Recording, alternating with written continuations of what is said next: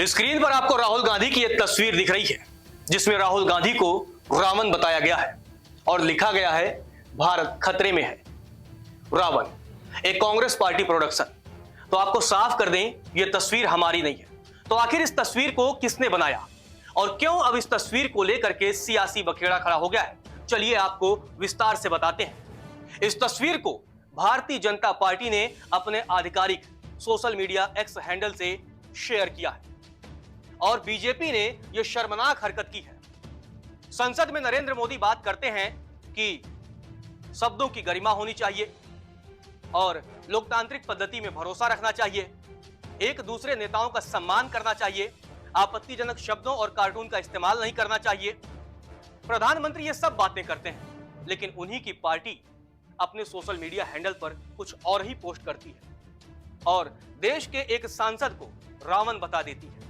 बकायदा उसके सर भी रावण जैसे लगाती है और लिखती है, the new age Ravan is here, he is evil, anti dharma, anti Rama, his aim is to destroy Bharat. मतलब भारतीय जनता पार्टी राहुल गांधी को आप देखिए क्या क्या कह रही है। एविल बता रही है, उनको एंटी धर्मा वाले बता रही है, एंटी राम बता रही है और यहां तक कह रही है कि राहुल गांधी का जो लक्ष्य है वो भारत को खत्म करना है। अब आप सोचिए, क्या राजनीति में इस तरह की भाषा, क्या राजनीति में इस तरह की चित्रकारी, क्या राजनीति में इस तरह की तस्वीरों का कोई स्थान होना चाहिए, वो भी भारत जैसे लोकतांत्रिक देश में जहां बोलने की आजादी है। लेकिन बोलने की आजादी का मतलब ये नहीं कि आप किसी को कुछ भी बता दें, किसी को आप दानव बता दें, किसी को आप रावण बता दें, किसी को आप कुछ और बता दें। राहुल गांधी की अपनी विचारधारा हो सकती है, बीजेपी को उससे परेशानी भी हो सकती है, लेकिन आखिर रावण बताने का अधिकार भारतीय जनता पार्टी को किसने दिया? अक्सर आप सुनते होंगे प्रधानमंत्री नरेंद्र मोदी को कितनी बड़ी बड़ी बातें करते हैं और कहते हैं कि हम सभी को भारत की लोकतांत्रिक व्यवस्था में विश्वास रखना चाहिए, एक दूसरे का सम्मान करना चाहिए। जब संसद में वो बोलते हैं तो वे कहते हैं कि शब्दों की गरिमा का भी ध्यान रखना चाहिए।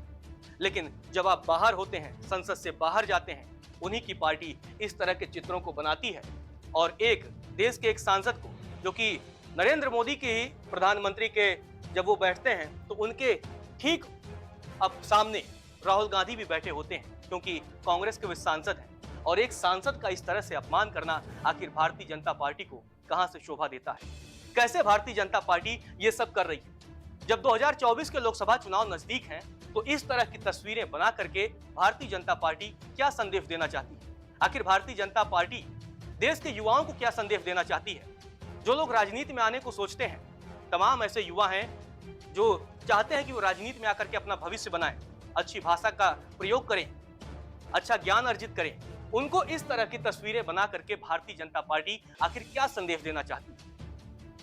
अब भारतीय जनता पार्टी ने राहुल गांधी को रावण बताया तो कांग्रेस भी भला कहां चुप बैठने वाली थी, क्योंकि दोनों ही पार्टियां अब राजनीति की ओछी स्तर पर आ चुकी हैं। दोनों ही पार्टियां अपनी मर्यादा भूल चुकी हैं।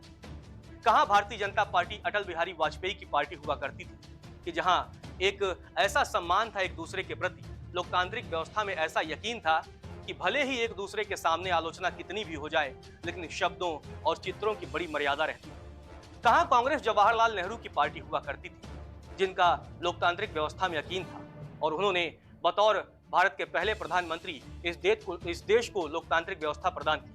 लेकिन अब चाहे वो कांग्रेस हो, देश की सबसे पुरानी पार्टी, या आज दुनिया की सबसे बड़ी पार्टी का दावा करने वाली बीजेपी, दोनों ही अपनी ओछी राजनीति के स्तर पर उतर चुकी हैं। अब बीजेपी ने राहुल गांधी को रावण बताया तो कांग्रेस ने मोदी को दानव बताया। अब आप इस तस्वीर को देखिए। इस तस्वीर को कांग्रेस के नेता श्रीनिवास ने पोस्ट किया है, शेयर किया है।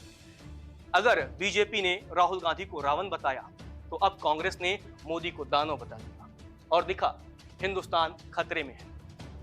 और साथ साथ लिखा, आप देखिए, ये भ्रष्ट जुमलेबाज पार्टी प्रोडक्शन। यानी एक तरह से श्रीनिवास ने जो ट्वीट किया है, बीजेपी का पूरा मतलब भी समझाया है। बी से भ्रष्ट, जे से जुमलेबाज, पी से पार्टी और प्रोडक्शन। और आप देखिए साथ साथ कांग्रेस ने क्या लिखा है, डायरेक्टेड बाई परम मित्र अडानी।